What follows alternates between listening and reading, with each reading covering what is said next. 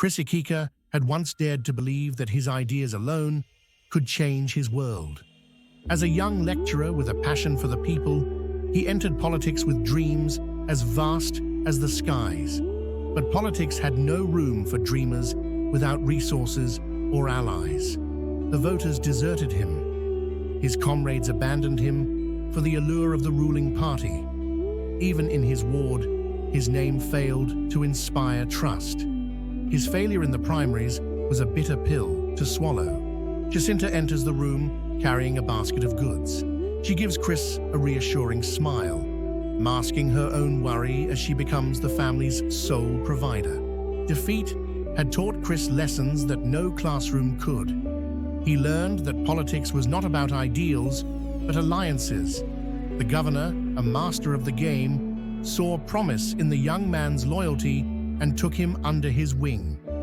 Chris absorbed the lessons with a hungry mind and a hardened heart. The governor said firmly, "Chris, in politics, what you want is what matters. Decide what you need and be ready to do whatever it takes to get it." Chris nods, his gaze steady, the fire of ambition reignited in his eyes. At a crowded event hall, the atmosphere is tense as delegates gather for the primaries. Chris, now dressed in a sharp suit, exchanges firm handshakes with his supporters. Across the room, Dr. Igodo, exuding confidence, hands out envelopes to delegates. The primaries were not for the faint-hearted. Dr. Igodo, fresh from America, dazzled with his dollars and flair. But Chris had the governor's backing. When Igodo offered $1,000 per delegate, the governor ensured Chris doubled it in Naira. The stakes were clear, loyalty was priceless, and betrayal came with consequences. The scene descends into chaos as thugs disrupt the proceedings.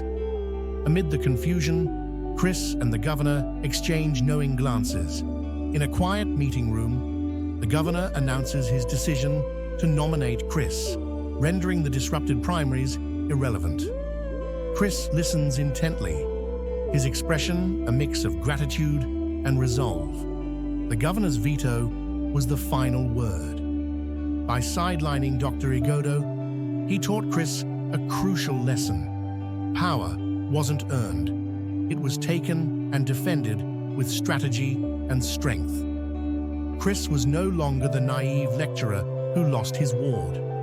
He was now a contender with the weight of the state behind him. Chris addressed the crowd at the party rally. The cheers are deafening as he raises his hands, a confident smile on his face. Behind him, banners with his name and party symbol dominate the stage. Chris Ikika had become a force to reckon with.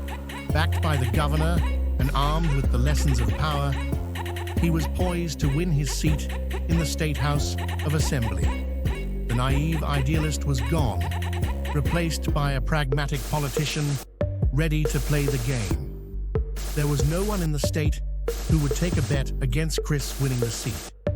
In fact, he could put up the absolute certainty of winning that seat in the State House of Assembly as collateral for a bank loan.